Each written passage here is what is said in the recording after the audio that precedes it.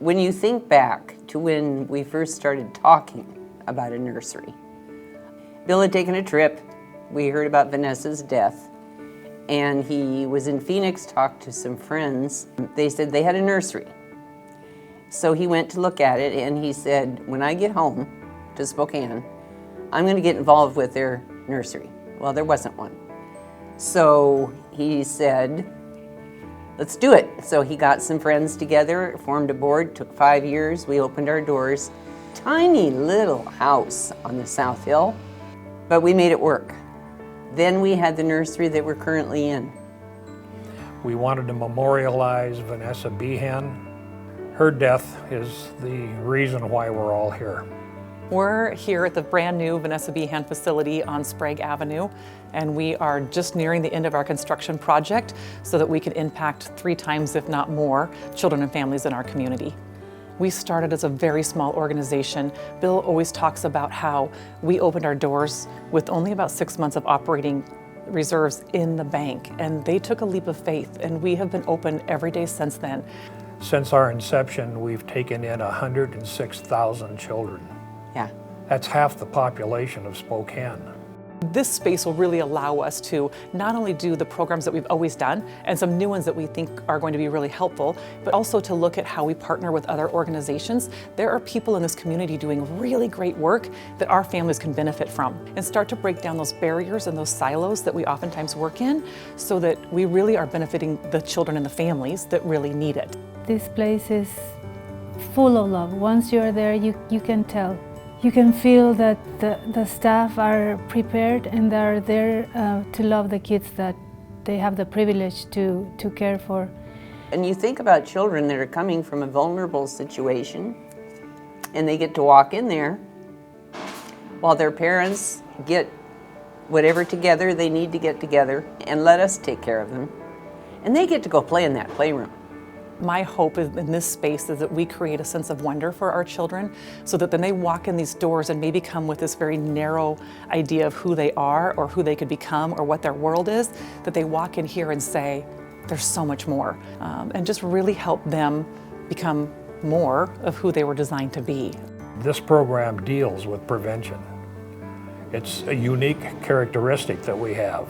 Because we work with children every single day, and we know what children need to feel comforted, and we know it's developmentally appropriate, and we understand the effects of trauma and adverse experiences, we want children in our space because we know we can do it in a way that is really child-centered. So often our systems look at something other than the child. Maybe it's a liability issue or a structural issue or a policy issue, but we really get to focus on what is best for that child and make sure that that environment is unique to every single individual child to make sure that their situation is going to be best for them. The number of reasons that people need to use the nursery are infinite. If you have financial problems, if you have problems with your family, it just doesn't matter. Just bring them to us. No questions asked. No, we don't care. We don't charge you. No, it's free of charge. Our families love their children. Nobody asks for help unless they are truly trying to do better.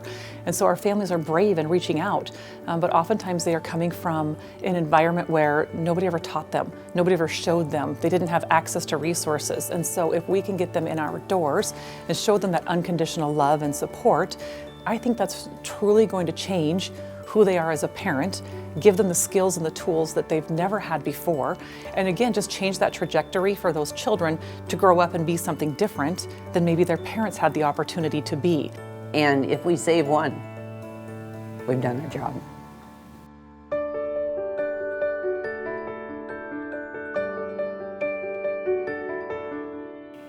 Starting out, we had a 6-member founding board.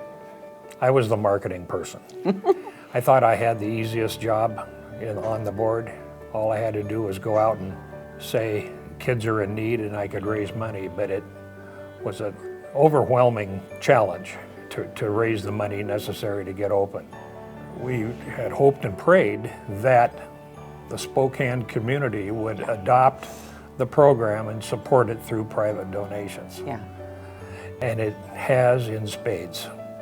We're very, very confident the same thing is going to happen here. Spokane paid for this. We don't take federal or state money. This is all individual and corporate donations. People of Spokane are phenomenal.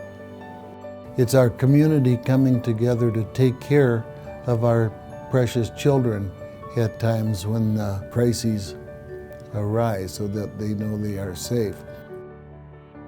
We just continue to need Spokane's support, each individual. The potential for what we can do for kids that's here is beyond belief, but we need the continued support.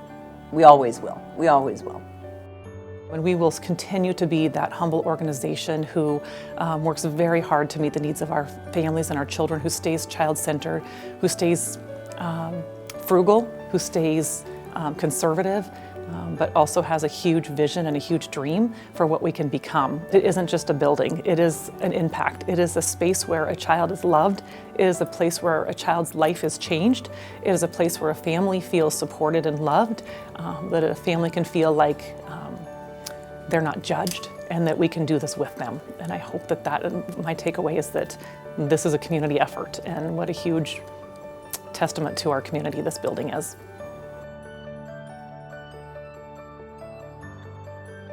What is better than the community being there for each other? I just love that about our area, that we do care and we are there for each other. So join us and support the Vanessa Behan